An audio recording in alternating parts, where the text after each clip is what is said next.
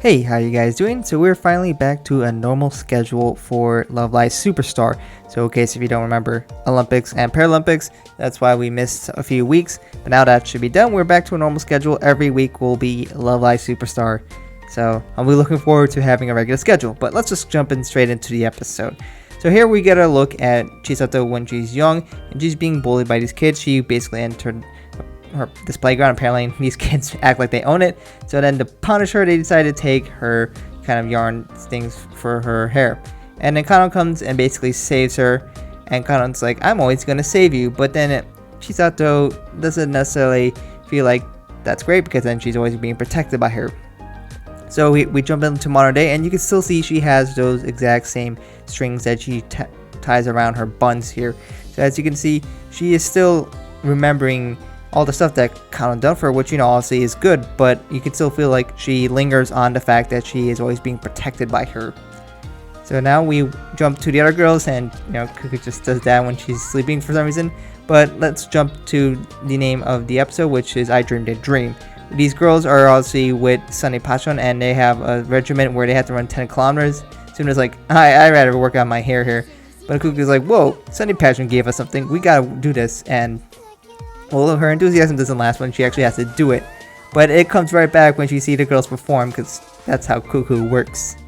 We then get a look at the stage, and we know these girls will be performing later for that kind of festival thing they're doing, and honestly the stage looks pretty nice, but I gotta say the backdrop, or the background, which is the sea, looks really nice.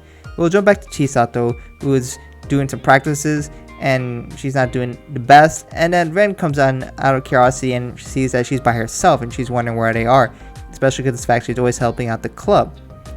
Well, Chisato notices, wait, you care about the club?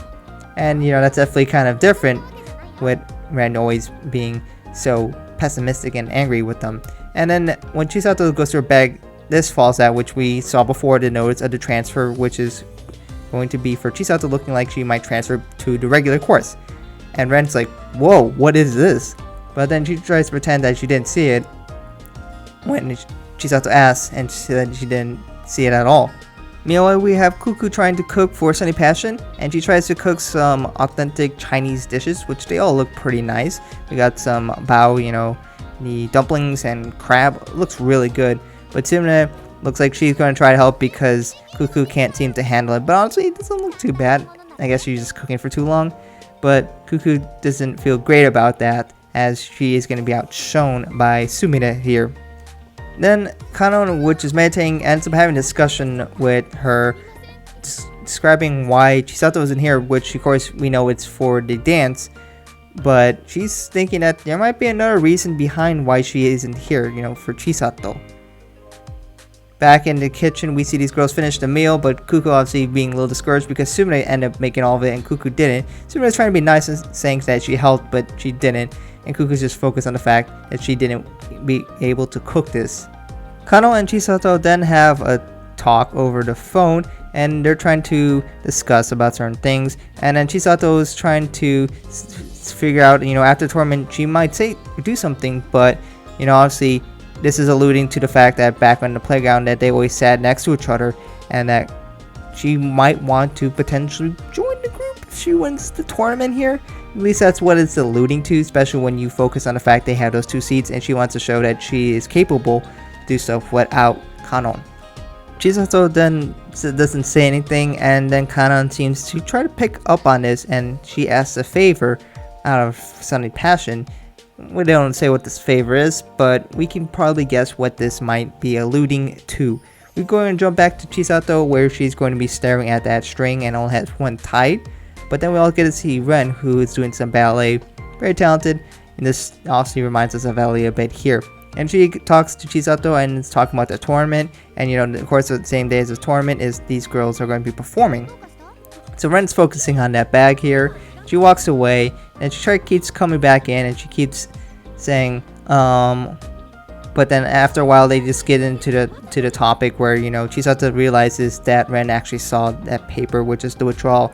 But then she goes ahead and explains that I want to be able to win this tournament, and if I do, who knows what I'll do. But she does want to make that statement here.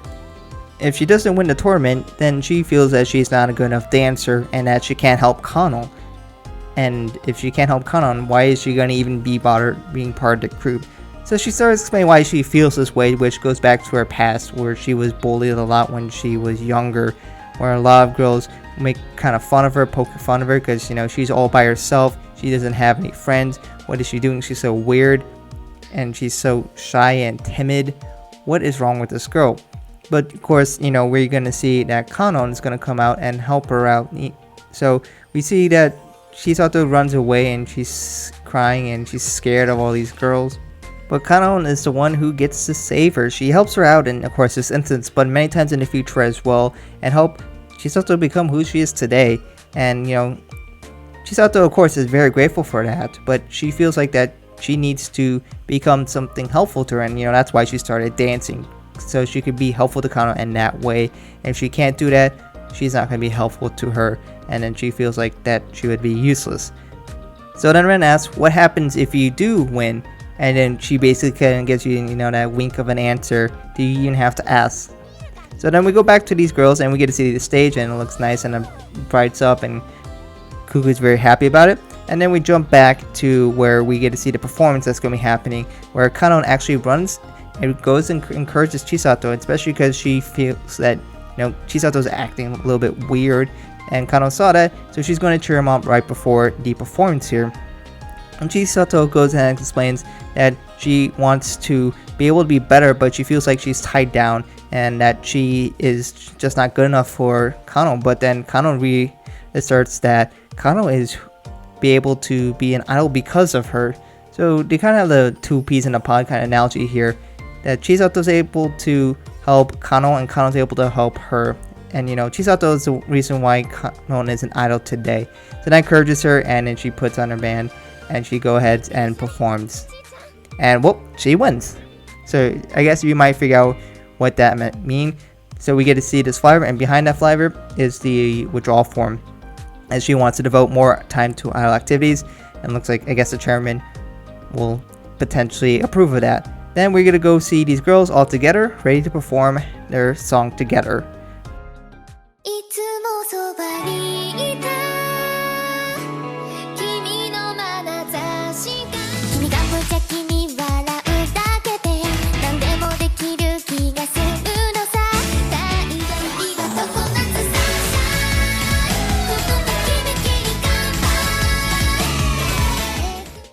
So that song was Tokonatsu Sunshine, and you can see this is a very festive song. It's perfect for the summer, nice, bright, and happy. And we just get to see a lot of flashy, nice moments. And I guess there's a fish that flies out here, but honestly, pretty fun song overall. And it's nice just to see that Chisato is finally part of the group. Of course, we still need Ren, of course, but just a nice song all around. And you can see these girls dance together. Following that, we get to see way off here, we get to look at a beach, where you almost kind of feel like you get like aqua kind of vibes here, but I guess there's 4 symbols here, one for each girl. We have a star, a smiley face, a circle, I think, and an apple. So I guess you can kind of guess who that might be for. But that more or less will conclude for this episode. So of course there is going to be another version of the ending. This one is basically just not Ren, all the 4 girls in the group. So if you wanted to listen to that, that'll be at the end of the episode. Following that, we will get to look at a preview of the next episode, which is going to be episode 7. This is going to be about the Student Council President election. So I guess this is where we can see Ren win. But of course, Sumire is going to win because she definitely wants to be popular and all that. So we'll have to look forward to what that episode will hold, and we might get a little bit more of Ren here. And the very, very end, we have the song Message. This one's going to be sung by Sumire, so let's get a preview of that.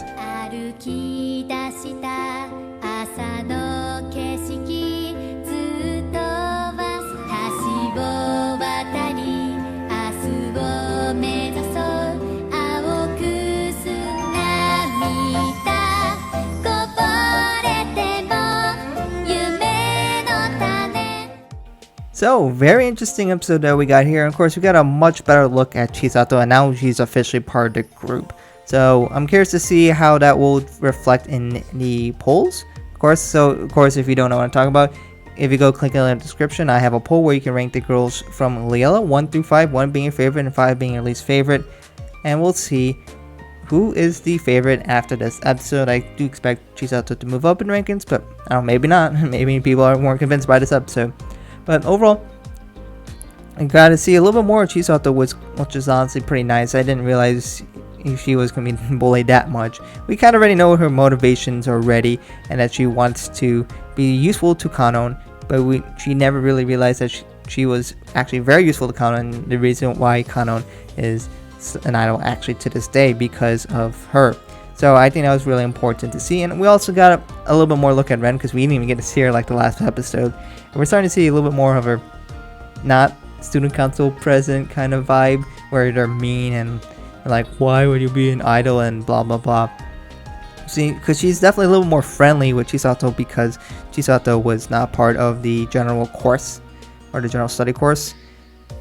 So it's a little bit more interesting to see the nicer side, probably the side we're going to see a lot more in the future when she's, fully part of the group, more vulnerable, more caring side.